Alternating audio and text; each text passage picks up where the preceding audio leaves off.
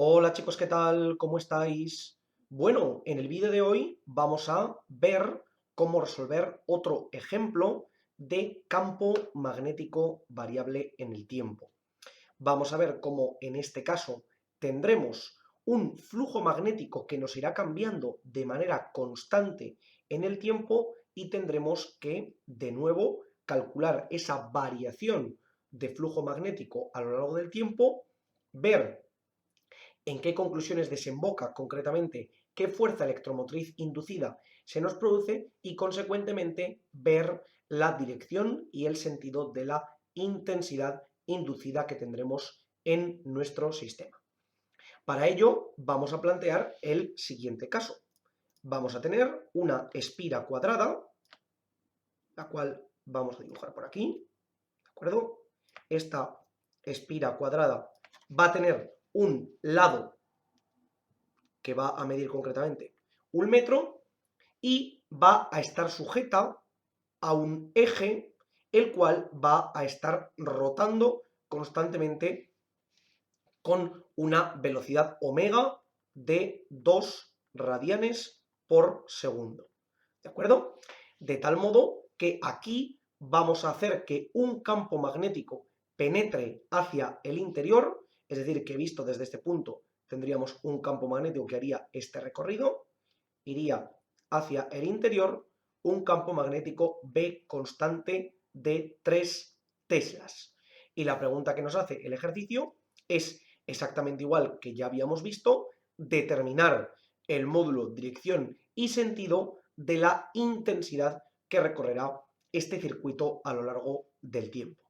Bueno, lo primero de todo, hemos de tener en cuenta que cuando nosotros trabajamos en el espacio, para determinar la dirección y el sentido del campo magnético, cuando este campo se encuentra en el eje Y, o mejor dicho, el eje que va para adentro, que ya hemos visto que según lo planteemos puede ser el eje Z o el eje Y, pero vamos, en este caso nos referimos al eje que va hacia adentro, es decir, concretamente al que nosotros estamos teniendo ahora, el campo B, se suele representar como que el campo va hacia adentro o hacia afuera con unos símbolos específicos. Concretamente, nosotros vamos a utilizar un círculo con un punto en el interior para decir que el campo va hacia adentro, es decir, como en este caso sería, y un círculo con una cruz para decir que el campo va hacia afuera, es decir, en sentido contrario a cómo sería en este caso y concretamente sería para allá, ¿de acuerdo? En nuestro caso en concreto, como tenemos el campo para adentro, pues simplemente esta parte de aquí desaparecería y el símbolo de hacia afuera también. ¿Por qué os nombro esto? Porque en algunos enunciados de algunos ejercicios, en lugar de darnos directamente el sentido del campo magnético, únicamente nos muestran estos símbolos como la dirección y el sentido que lleva el propio campo magnético. Por eso tenemos que entender perfectamente a qué nos referimos concretamente con esto. En este caso podemos ver claramente que el campo magnético va hacia adentro. ¿Qué es lo que va a ocurrir en este caso? Pues bueno, tendremos que, como siempre, encontrar ese flujo magnético que definíamos como la integral de B por diferencial de S con el producto escalar. Sin embargo, en este caso no va a ser nada obvio esa integral que vamos a tener aquí. ¿Por qué? Porque si os fijáis, yo puedo marcar perfectamente que el campo magnético va hacia adentro y sería este campo de aquí, que es exactamente el mismo que habíamos puesto aquí arriba, pero sin embargo, como os decía el ejercicio, esta espira cuadrada, aunque podríamos ponerla como siempre de cualquier forma, va a ir rotando constantemente a lo largo del espacio en torno a este eje. Entonces, ¿qué ocurre? Que en el instante inicial el diferencial de superficie también se encontrará hacia adentro. También nuestro diferencial de superficie será este de aquí. Pero sin embargo, cuando la espira vaya girando a lo largo del tiempo, en un cierto instante t, la dirección entre el diferencial de superficie y el campo magnético habrá variado porque al girar esa superficie se va a modificar. Por tanto, como decíamos, ese b por s y por el coseno del ángulo que se nos formaba, este ángulo va a ir variando con respecto al tiempo. Y la pregunta es, ¿cómo va a variar ese ángulo con respecto al tiempo? Pues bueno, aquí hemos de tener en cuenta que lógicamente el campo, como nos lo definen, es constante, la superficie como tal también es constante, pero lo que se nos va a modificar claramente es la variable del coseno del ángulo, o mejor dicho, el propio ángulo en sí. Entonces, tenemos que determinar cómo este ángulo varía con respecto al tiempo, y para ello tendremos ese concepto de velocidad angular que conocíamos. Como la velocidad angular nos dicen que es constante, nosotros aquí podemos aplicar las ecuaciones del movimiento circular uniforme, ¿vale? En las cuales sabíamos que la velocidad era constante y el ángulo era el ángulo inicial más la velocidad por el tiempo. ¿Qué ocurre? Que como en este caso, al principio, el ángulo que nosotros tenemos, ese ángulo cero, coincide perfectamente con el campo magnético, pues este ángulo inicial desaparece, por lo tanto sería exactamente igual a cero. Y de esta manera podríamos concluir que el ángulo que aquí en general llamábamos θ, pero que nosotros aquí arriba hemos llamado siempre alfa, es decir, que alfa sería igual a omega por el tiempo. Si nos damos cuenta, podemos verlo perfectamente. Por ejemplo, cuando el tiempo es igual a cero, el ángulo alfa es igual a cero, lo cual es cierto, ¿de acuerdo? Y después también podríamos ver cómo iría variando ese ángulo según el tiempo fuese pasando, ¿de acuerdo? Según viéramos que se iría alternando a lo largo del tiempo el ángulo que se formaría entre ellas, de tal modo que el ángulo alfa en general va a ser omega por t, porque va a ir rotando con respecto a ese eje y se va a ir proyectando según tengamos en este caso, ¿de acuerdo? Según veamos que damos un periodo completo, el cual ya sabemos que es 2pi dividido entre omega, es decir, cada pi segundos daremos una vuelta completa, ¿ok? Entonces, ahora vamos a plantear esa fuerza electromotriz inducida como menos la derivada del flujo magnético con respecto del tiempo. ¿Por qué en este caso lo vamos a plantear de esta manera? Porque si os dais cuenta, esta expresión, que es el propio flujo magnético, será B por S y por el coseno de omega t, porque ahora el ángulo alfa será omega t. Por tanto, ahora el flujo magnético es una función que depende del tiempo. Es decir, que esta función va a ir variando constantemente y además de manera periódica al estar directamente relacionada con el coseno de un ángulo oscilante. ¿Ok? Por tanto, vamos a tener que derivar, hacer menos la derivada de B por S y por el coseno de omega t con respecto del tiempo para poder calcular esa fuerza electromotriz inducida. Y ahora tendremos que derivar esta expresión de aquí, la cual es sencilla, porque B y S van a ser constantes, siempre van a ser exactamente la misma cantidad. B podemos ver que son 3 teslas y S será el lado al cuadrado, es decir, 1 metro cuadrado. Por tanto, esta parte es constante, pero sin embargo tendremos que derivar el coseno del ángulo. Por tanto, nos quedará B por S con el menos delante y tenemos que recordar que el coseno de un ángulo, su derivada es menos el seno de dicho ángulo multiplicado por la derivada de lo de dentro. Tenemos que aplicar la regla de la cadena y por tanto esto nos quedaría multiplicado por omega. De tal modo que llegaríamos a la conclusión de que la derivada total, es decir, la fuerza electromotriz inducida que tenemos que calcular, sería B por S y por omega multiplicada por el seno de omega por t. Y esta sería la fuerza electromotriz inducida que estaríamos buscando. Si os dais cuenta, en este caso tenemos una fuerza electromotriz inducida que también depende del tiempo. Por tanto, no podemos decir que la fuerza electromotriz inducida vaya a ser constante a lo largo del tiempo.